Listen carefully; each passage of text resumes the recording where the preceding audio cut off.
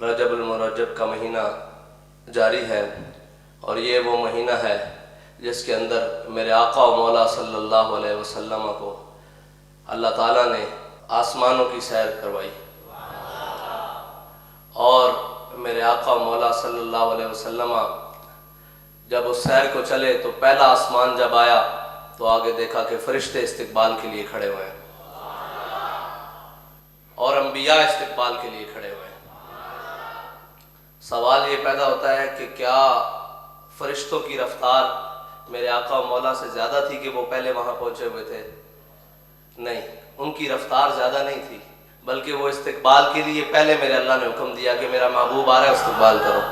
اور دوسری بات یہ ہے کہ میرے آقا و مولا اپنی رفتار سے نہیں گئے بلکہ براق کی رفتار سے گئے ہیں، اور اگر میرے آقا و مولا اپنی رفتار سے جاتے تو پھر کس کی مجال کہ کوئی آپ سے پہلے پہنچ سکتا وہاں تک۔ وہ کہا نا کہ جبرائیل امی رہ گئے راہ میں، عرش اعلیٰ پہ پہنچا ہمارا نبی۔ جہاں پہ فرشتوں کے پر جل رہے ہوں، اور میرے آقا مولا نے جب سدرۃ المنتہا پر پہنچ کے کہا کہ چلیے جبریل آگے چلیے، آپ نے جیسا کہا میں ویسے وہاں چلتا رہا، اب چلیے آگے۔ جبریل امی عرض کرنے لگے اگر یکسر منہ برتر پرم، فروغ تجلا بسوزت پرم۔ میں اگر جبریل اب ایک بال برابر بھی آگے بڑھے تو اللہ کے نور سے جل کر خاک ہو جائے گا۔ میرے آقا و مولا نے جب معراج کی جانب سفر کیا تو رستے میں میرے آقا و مولا قصداً حضرت موسیٰ علیہ السلام کی قبر مبارک کے اوپر سے گزرے تو آپ نے مشاہدہ فرمایا کہ موسیٰ علیہ السلام کھڑے ہو کر نماز پڑھ رہے ہیں۔ بعض یہاں پہ محدثین نے لکھا کہ صلاۃ ہے، صلاۃ کا لفظ کہ حضرت موسیٰ علیہ السلام نماز پڑھے تو قبر میں تو نماز نہیں ہے نا جی۔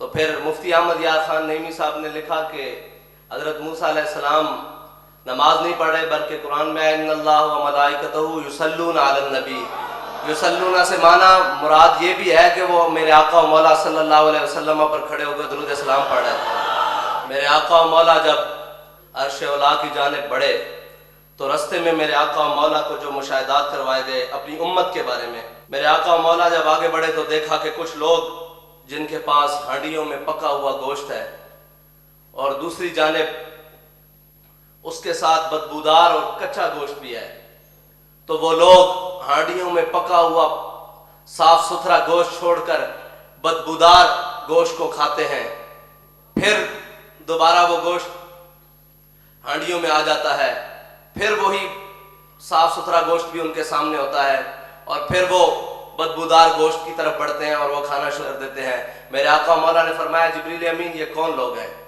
انہوں نے عرض کی یا رسول اللہ یہ آپ کی امت میں وہ لوگ ہیں کہ جو حلال چیزوں کو چھوڑ کر حرام کی طرف بھاگا کرتے تھے، جو اپنی حلال عورتوں کو چھوڑ کر حرام عورتوں کے پیچھے بھاگا کرتے تھے، اور یہ وہ عورتیں ہیں جو اپنے حلال مردوں کو چھوڑ کر حرام مردوں کے پیچھے بھاگا کرتی تھی۔ یہ ہے پہلا وہ میرے آقا و مولا کو جو مشاہدہ کرایا گیا زانیوں کے بارے میں۔ میرے آقا و مولا صلی اللہ علیہ وسلم آگے بڑھے، میرے آقا و مولا صلی اللہ علیہ وسلم نے دیکھا کہ جگہ ہے وہاں پہ پتھروں کے درمیان سر رکھ کر اوپر سے پتھر مارا جاتا ہے، پھر وہ سر درست ہو جاتا ہے، پھر پتھر مارا جاتا ہے، پھر وہ سر درست ہو جاتے ہیں، پھر پتھر مارے جاتے ہیں۔ میرے آقا و مولا صلی اللہ علیہ وسلم نے جبریل امین سے فرمایا جبریل یہ کون لوگ ہیں؟ کہا حضور یہ آپ کی امت کے بے نمازی ہیں جو جان بوجھ کر فرض نماز چھوڑ دیتے تھے،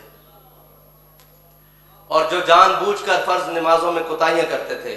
میرے آقا و مولا صلی اللہ علیہ وسلم جب آگے چلے تو آگے جو دیکھا کہ ایسے لوگوں پر گزر ہوا جن کی زبانوں اور ہونٹوں کو لوہے کی کینچیوں سے کاٹا جا رہا تھا، جن کی زبانوں اور ہونٹوں کو لوہے کی کینچیوں سے، جہنم کے لوہے کی کینچیوں سے کاٹا جا رہا تھا۔ تو وہ جب کاٹ لیا جاتا کچھ وقت گزرتا پھر وہ دوبارہ اپنی حالت پر آ جاتے، پھر کاٹ دیا جاتا پھر اپنی حالت پر آ جاتے، پھر کاٹ دیا جاتا پھر اپنی حالت پر آ جاتے۔ میرے آقا و مولا صلی اللہ علیہ وسلم نے حضرت جبریل امین سے فرمایا اے جبریل یہ کون لوگ ہیں؟ انہوں نے عرض کی یا رسول اللہ یہ آپ کی امت کے وہ وائز ہیں جو کہا تو کچھ اور کرتے تھے لیکن اس پر عمل نہیں کرتے تھے۔ اللہ اکبر۔ لوگوں کو تو یہ کہتے تھے کہ نماز پڑھو لیکن خود نماز نہیں پڑھتے تھے، لوگوں کو تو یہ کہتے تھے کہ صالح اعمال کرو لیکن خود عمل صالح کی طرف نہیں جاتے تھے. لوگوں کو تو یہ کہتے تھے کہ سود سے بچو لیکن خود سود میں شامل ہو جاتے تھے. لوگوں کو تو یہ کہتے تھے کہ بے حیائی سے بچو لیکن خود بے حیائی کے اندر رغبت رکھتے تھے. ان کے ہونٹوں کو جہنم کی کینچیوں سے کاٹا جا رہا تھا. یہ ہے وہ بات جس کو امیر المجاہدین نے سیدھا کیا کہ جو کہا اس پر عمل کر کے بھی دکھایا. ہم نے اپنی زندگی میں جب آپ